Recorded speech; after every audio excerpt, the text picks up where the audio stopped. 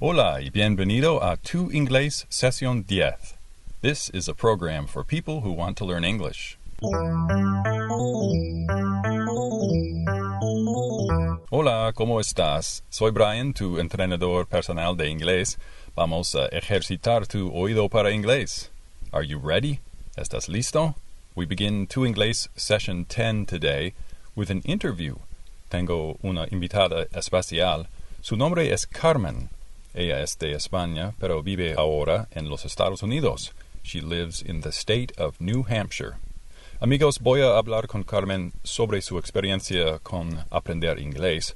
Vamos a hablar totalmente en inglés, así que esta parte de tu inglés sea bastante avanzada. But don't worry, no te preocupes si no puedes entender todo. I hope you can understand most of the interview. Espero que puedas entender la mayoría de la entrevista. Okay, here we go. Hello, Carmen. How are you? I'm fine. Thank you, Brian. How are you? I'm excellent. Thank you for doing this interview for us on Tu Inglés. My pleasure. Carmen, first of all, could you tell us what part of Spain are you from originally? I actually come from a very small town in northwest of Spain. What is it called? It is the region itself is called Galicia, and the town is called Correchoso. Oh, okay. And when did you begin studying English? What age were you when you began studying English? I was a little older than probably most children would probably have started. I was about, I say, 17 when I started. 17 years old. Yes. Okay. And how did you study? Did you take a class or did you have a tutor? How did you learn English originally?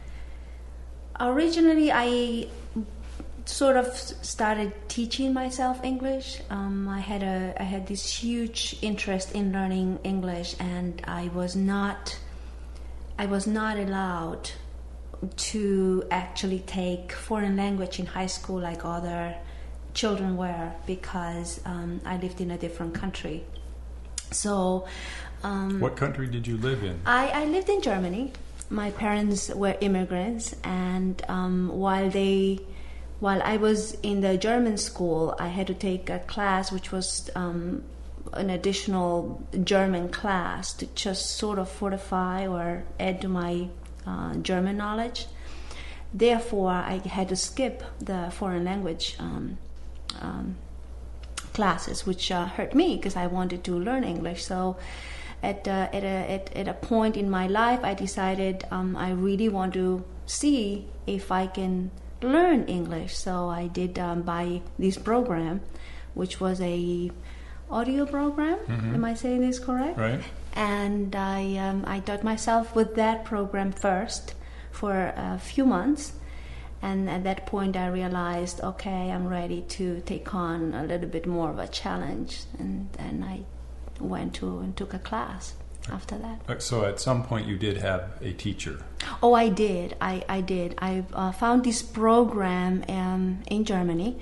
It's called the Berlitz program. Okay, I don't know sure. if anyone ever has heard about it here, but it was a program that I found very interesting for me. It was an intensive course. It was a 6-month course, 5 days a week, 5 hours a day. Wow. For 6 months. And that did it. It was very enjoyable, and it gave me what I wanted. So. Okay. Now, when you first moved to the United States, what was your level of English like? How were you fluent at that point? Oh yes, I think I was at that point already. Yes. Was it difficult at the beginning to be a non-native English speaker living in a country where English was the dominant language? I'm going to be honest with you. Even though I feel that I was fluent in English, it was difficult. And one of the interesting things that I experienced in this program that I went to study English is that we had an American teacher and we had a British teacher, which it taught me in particular that there is differences, and it's not either one English is not better than American English or worse, but it was different. However, when I actually moved to the U.S., I found, especially following the news, was it was challenging. It was hard to catch on and to keep up with the speed. So you had learned British English, not American English? I should say that I was probably more exposed to perhaps the British than the American English, even though I did have an American tutor as well as I had a British tutor. So listening to the news on the television or on the radio was difficult? It was. Was it difficult to have conversations with people, just yes. everyday conversations? Oh yes, of course. I don't think that you ever learn anything in life for that sake completely, and it was. But that part was a real challenge. Yes.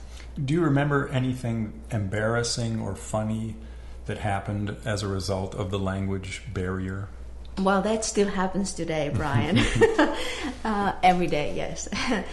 Yes, it's. I think the most embarrassing part about speaking a language that is not your native language is that sometimes I say words and the outcome of that word, it's not necessarily what you mean to say. So that part can be. Do you have any examples? I have so many examples. But lately I've been, I should say my children have been trying to teach me how to say the word obnoxious. I think I'm finally trying to, or maybe I'm finally starting to say it correctly. Obnoxious. Yes, that's something. Is there a word obnoxious in Spanish? Yeah, I'm sure there is a word. Obnoxioso? Probably not quite that translation, but it's just one of those tricky English words that it's perhaps difficult, or at least it is very difficult for me to pronounce. To pronounce, yes. What does obnoxious mean? Do you know? In English? Yes. Or Spanish. I think it's a sort of a person that maybe is annoying, perhaps, or. Now, Carmen, you are married to an American. Yes. Your husband, David, is American. Does he speak Spanish? He has learned some since we've lived together, but he really does not speak Spanish, no. That's interesting. Was it easier for you to learn English and become confident about your English because David did not speak Spanish? Did it kind of force you to learn English? I would not necessarily say that it forced me to learn English, but I am sure it helps in everyday practice, everything I do.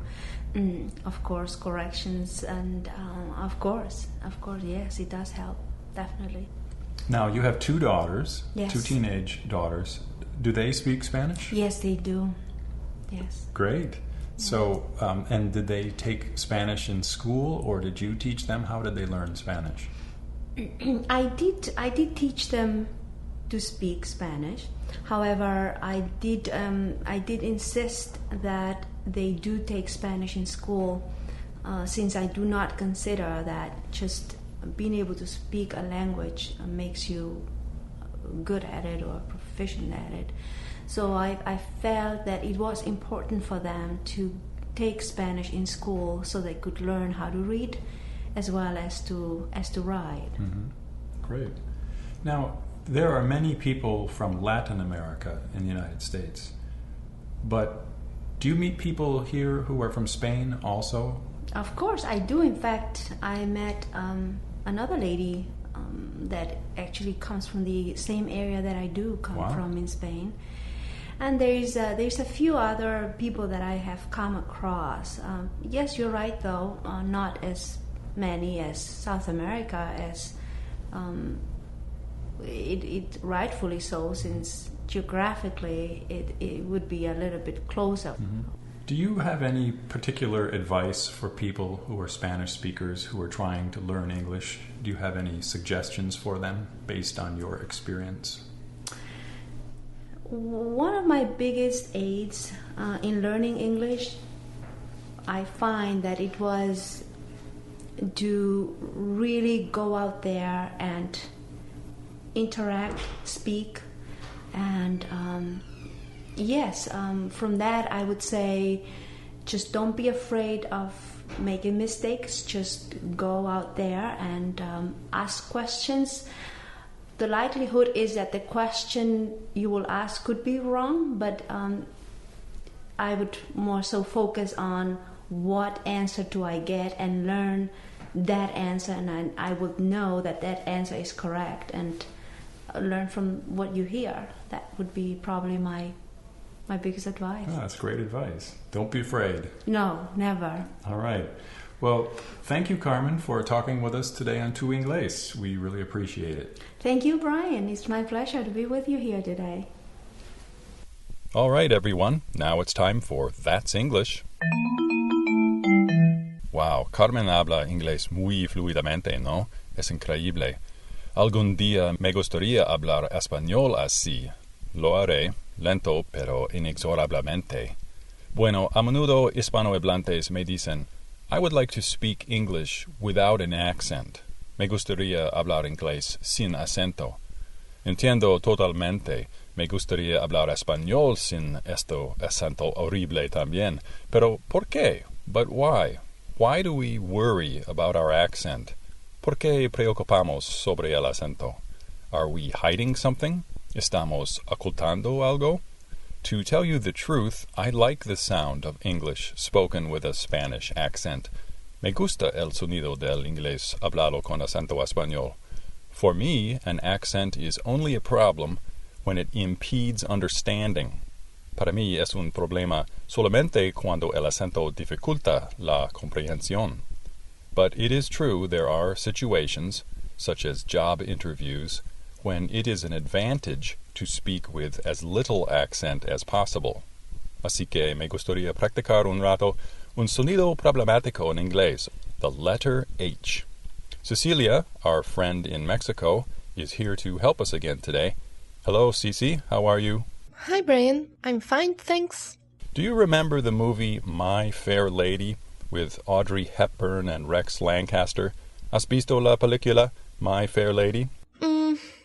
No, I haven't seen the movie. I feel bad now.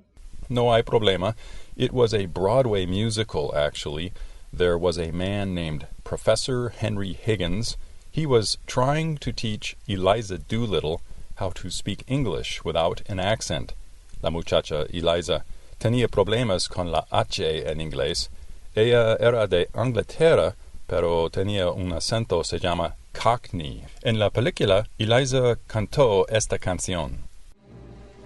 Just you wait, Henry Higgins, just you wait. You'll be sorry, but your tears'll be too late. You'll be broke and all have money. Will I help you, Dad? Be funny. Just you wait, Henry Higgins, just you wait. Did you notice how she pronounced Henry Higgins? Ella dice Henry Higgins. No es correcto. Cecilia, ¿puedes decir el siguiente sin acento? In Hartford, Hereford, and Hampshire, hurricanes hardly ever happen. I will try. In Hartford, Hereford, and Hampshire, hurricanes hardly ever happen. No tan mal. Okay, in the movie, Professor Henry Higgins tries to help Eliza with the letter H. Él da esta demostración. In Hartford, Hereford, and Hampshire, hurricanes hardly ever happen. Okay, Cecilia, te toca a ti. In Hartford, Hereford, and Hampshire, hurricanes hardly ever happen. Muy bien. Para pronunciar la H en inglés, necesitas usar la cantidad perfecta de aire. Si hablas totalmente sin aire, sonas como Eliza Doolittle. In Hartford, Hereford, and Hampshire, hurricanes hardly ever happen. Por otro lado, Si usas demasiado aire o pronuncias la H muy hondo en la garganta, como un J, puede sonar así. Hello, how are you? Here is my friend Henry. He is from Hartford. Idealmente, la H en inglés es como un jadeo pequeño. No en la garganta como una J en español. Dices la H con boca y garganta abierta. Hello, how, here, Henry, he, Hartford. Can you say it again for us, Cecilia? Sure. In Hartford, Hereford, and Hampshire, hurricanes hardly ever happen. Wow, excellent. Thank you, Cecilia. I hope this has been helpful for you. Oh yes, I'm always happy to help. Are you sure you don't hate the letter H? No, how could I? H is such a handsome letter. Yes, how right you are. Have a great day, okay? See you next time. Okay, just you wait, Henry Higgins. Ha, very funny. That's English. Well, that is it for Tu Inglés today. Gracias por escucharme. Siga tus estudios de inglés y suerte con tu inglés.